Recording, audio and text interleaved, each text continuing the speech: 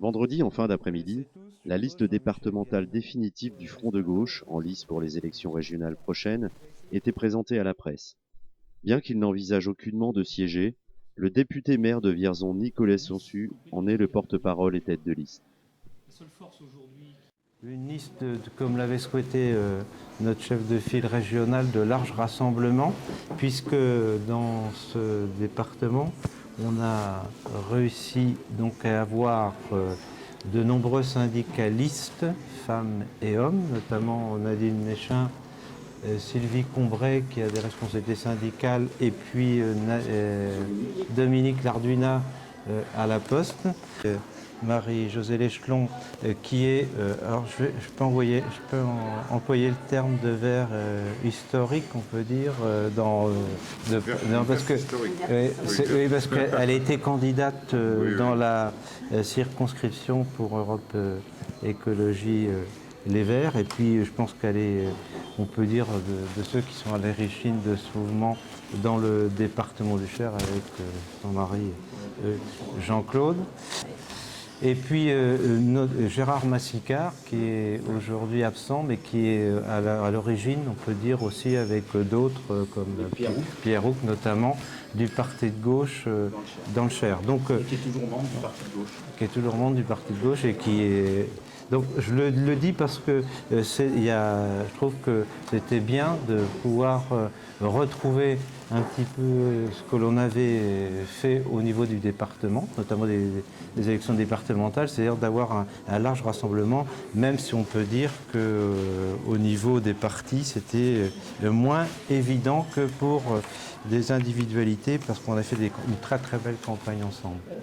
Notre liste, voilà, on va porter notamment dans le contexte national actuel qui est marqué par une aggravation des inégalités, qui touche d'ailleurs tout le monde, la population. On l'a vu, je ne reviens pas sur les atermoiements avec la demi-part pour les veuves, je dis parce que c'est quand même un point national, qui va toucher aussi malheureusement les collectivités avec une raréfaction notamment de leur dotation. On a souhaité, pour ce qui nous concerne, porter des mesures qui permettent à nos concitoyens d'avoir des gains, notamment par rapport au pouvoir d'achat.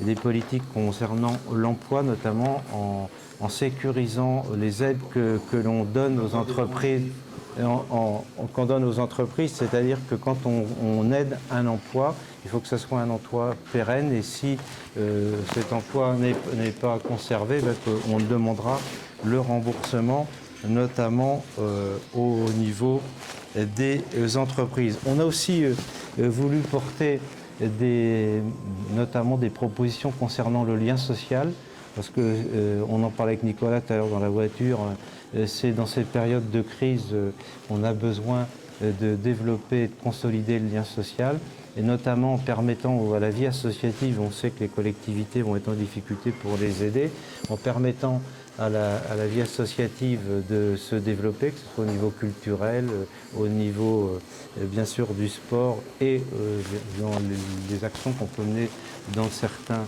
quartiers au niveau de la vie associative en général. Dernier point que je voudrais dire, c'est, enfin moi, Nicolas pourra le développer s'il le souhaite, c'est que pour mettre en place cette politique, il faut aujourd'hui redistribuer d'une manière plus équitable les richesses créées dans ce pays. Je vais prendre qu'un seul exemple, parce que moi je prends toujours le même, parce que je le trouve parlant. C'est quand on voit le patron, enfin le PDG, pas le patron, le PDG d'LVMH qui gagne 1 million d'euros par heure en 2014, une des plus grosses fortunes au niveau national. Je me dis qu'on va peut-être plutôt aller chercher là de l'argent plutôt que de restreindre auprès des collectivités. Et c'est une bataille que l'on veut mener. Pour cela, moi, j'interpelle nos concitoyens en leur disant que si on veut avancer sur une autre politique, eh bien, il faut inverser le rapport de force à gauche. L'objectif, c'est de passer, faire du report modal. Ça, c'est un objectif. C'est-à-dire de dire on met de plus en plus de fret et de personnes, autant que faire se peut, sur le rail. Après, il y a besoin de routes et de voitures quand même. On ne va pas raconter d'histoire. Ah bah ça, c'est sûr. Donc c'est une réalité. Et il y a quand même des travaux routiers à faire, ne serait-ce que pour la mise en sécurité. Ne serait-ce que, par exemple, la RN 154 qui fait couler beaucoup d'encre, qui est un véritable problème, parce que qui est très accidentogène. La RN 154 ne prendra sa pleine mesure et n'aura son utilité que si dans le même temps on fait Chartres-Orléans en train. C'est-à-dire qu'il y a les deux possibilités. Ah, mais quand il faut financer, qu'il y a des choix. Oui, mais c'est pas les mêmes enveloppes. Je veux dire, la RN 154 normalement aurait dû être pris dans les grands travaux routiers de l'État. C'est ça. Qui ne l'a pas fait. Voilà. Qui était même dans un plan de relance, rappelez-vous, il y a une dizaine d'années, et ça n'a pas été fait. Il y a eu juste quelques aménagements de sécurité. Mais en même temps, la question de développement du ferroviaire, elle est très importante. Et le problème aujourd'hui, c'est pour ça qu'on en parle dans notre programme, c'est qu'on n'a plus de financement du ferroviaire. C'est-à-dire que la FIFT, qui devait être financée par ce qu'on appelle improprement l'écotaxe, que moi j'appelle la taxe poids lourd en transit, parce que c'est ça la réalité d'une écotaxe. Aujourd'hui, la FIFT n'est pas financée à hauteur pour faire toutes les infrastructures ferroviaires dont on a besoin, ne serait-ce que pour maintenir le patrimoine ferroviaire en France.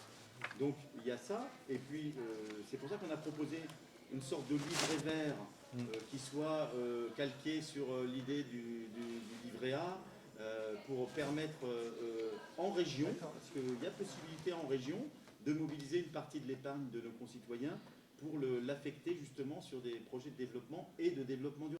Malgré ce que certains de nos anciens collègues verts veulent bien penser, l'écologie c'est à gauche. Madame Plus, c'est-à-dire que on souhaite être les messieurs et les madames autrement. Parce qu'aujourd'hui, la façon dont on gère les collectivités, qui ont été bien gérées par la gauche, je le dis, c'est-à-dire que c'est pas les politiques publiques qui ont été mises en place sont pertinentes, mais on voit bien que ça ne répond pas à la crise de nos concitoyens.